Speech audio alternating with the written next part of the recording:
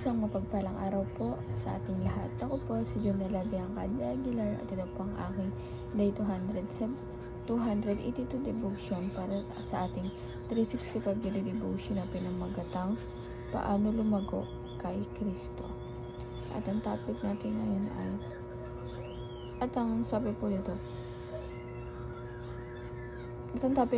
ay teaching. Sabi po dito yung concept na teaching. In the New Testament, teaching refers to the Spirit-enabled ability to explain God's Word clearly and apply it faithfully to people's lives.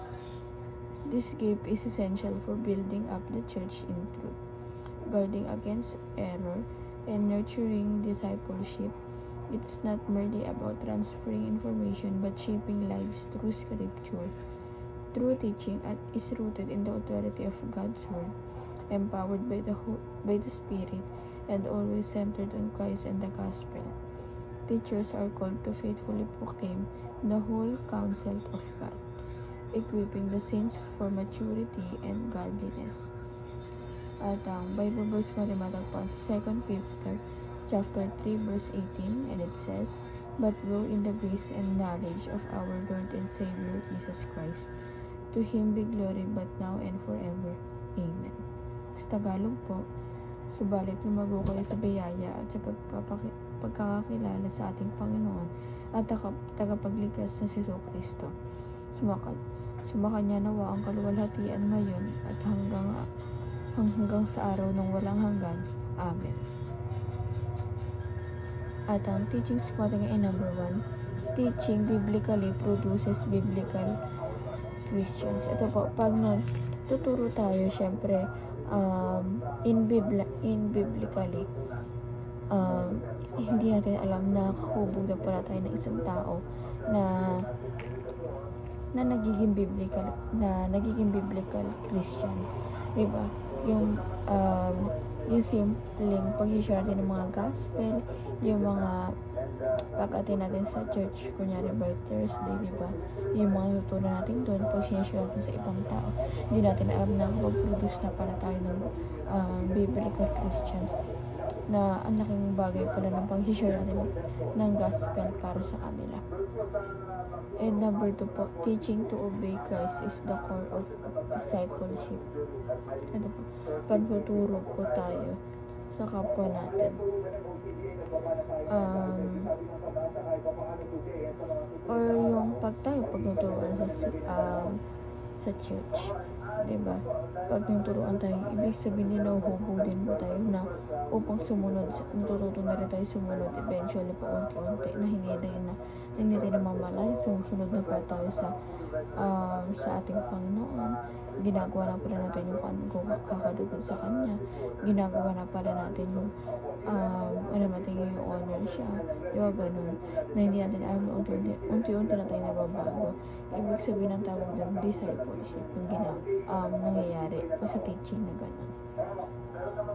And number 3 po, teaching nourishes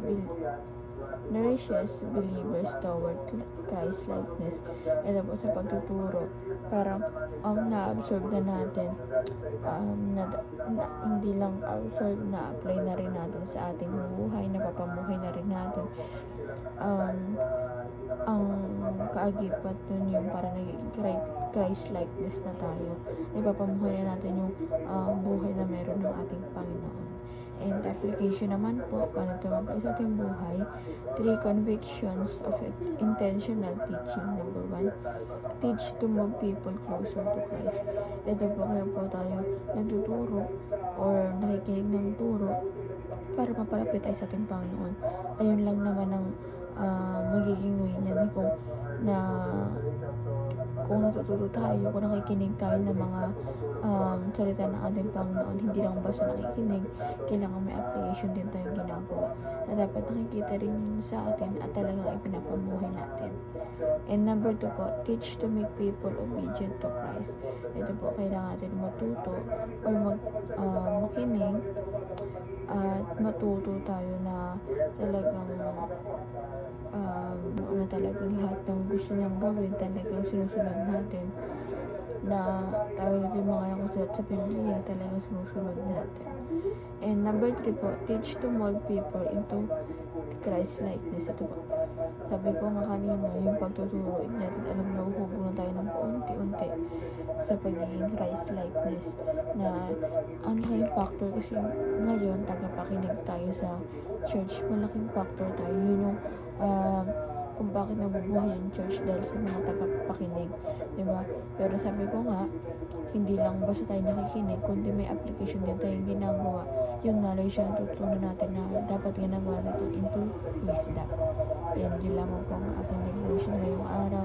Sana po matutunan kayo at huwag po kayong kalimutan na i-share sa ating mga mahal sa buhay. And God bless po sa atin.